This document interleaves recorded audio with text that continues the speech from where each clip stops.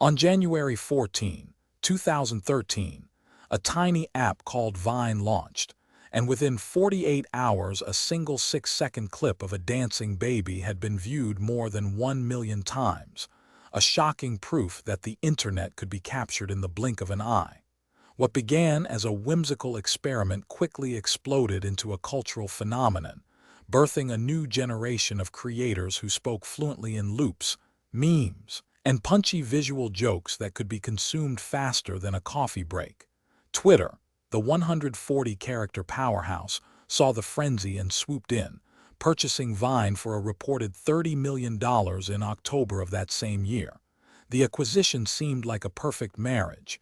Twitter's real-time pulse paired with Vine's bite-sized storytelling, promising a seamless feed where text and video would coexist in perfect harmony. For a moment, the world imagined a future where every tweet could be accompanied by a 6-second masterpiece, and the platform's user base swelled from a handful of early adopters to over 200 million active users by the end of 2014. Vine's rise was meteoric. Its looping format forced creators to condense humor, drama, and emotion into a format that demanded precision and wit. A single second could become a punchline. A pause could become a suspenseful cliffhanger. The app birthed legends King Ba, Lil Pons, Shawn Mendes, and countless others, who turned 6 seconds into entire careers. Brands scrambled to tap into the viral energy, launching #Vine ad campaigns that blended native content with influencer reach.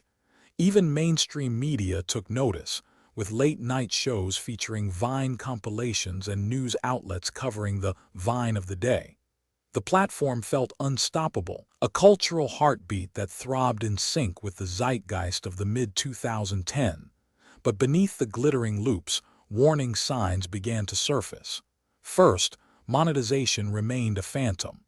While YouTube offered creators a clear path to ad revenue, Vine kept its financial model deliberately vague, promising a partner program that never materialized into anything substantial. Creators found themselves pouring countless hours into content that generated fame, but not a sustainable paycheck. The lack of a robust ad infrastructure made it impossible for brands to scale campaigns beyond gimmicky sponsorships, leaving the platform dependent on Twitter's own purse. Second, Twitter itself was entering a precarious fiscal cliff. By 2015, the company was hemorrhaging cash, its stock price tumbling, and executives were forced to prioritize the core micro-blogging service over experimental side projects. Internal memos leaked in early 2016 revealed that Vine's engineering budget had been slashed by 40%, and the team was told to focus on product stability rather than new features. The app's algorithm, once praised for surfacing fresh talent, became static, and the discovery engine stalled, making it harder for new creators to break through the noise. Third, the competition was evolving at breakneck speed. Instagram introduced 15-second videos in 2013, later expanding to 60 seconds and integrating stories that allowed endless, vertical content. Snapchat's disappearing clips appealed to the same fleeting attention span that Vine had pioneered, but with a more private, friend-centric model. By 2016, these rivals were already offering creators monetization tools, analytics, and a larger user base, siphoning both talent and advertising dollars away from Vine. The tipping point arrived in October 2016, when Twitter announced a strategic shift that would see the Vine app removed from the Apple App Store and the Google Play Store. Existing users could still access their accounts, but no new users could join, and the app servers would be maintained only for legacy content. The move was framed as a temporary pause to focus on product improvements, but the message was clear: Vine was being starved. Within weeks, the once vibrant community fell silent. Creators posted goodbye videos, their looping loops replaced by tear-streaked farewells, and the iconic Vine logo, once a bright green 6-second loop, was taken offline. By early 2017, Twitter officially shut down Vine. transferring the archive to a new site called Vine Camera that allowed users to create and share short clips without the original community features. The closure left a void that was quickly filled by a new wave of short-form platforms.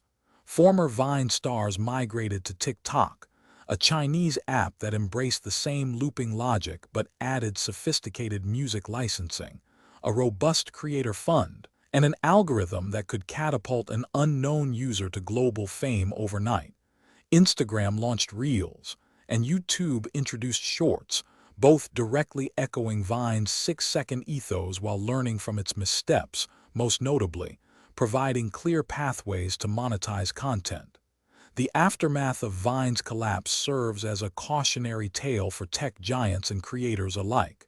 For companies, it illustrates the danger of acquiring a culturally resonant product without committing the resources needed to nurture its ecosystem, especially when the parent company faces its own financial turbulence.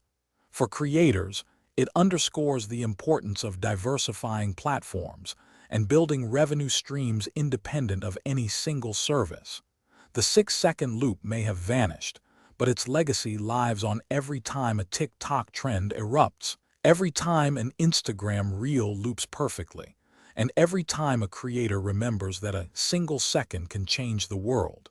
In the end, Vine's story is not just about a failed acquisition. It's about the fragile balance between artistic freedom and commercial viability, about how quickly an internet subculture can rise and fall, and about the relentless march of innovation that leaves even the brightest ideas behind if they are not fed. Subscribe to The Collapse for more stories like this.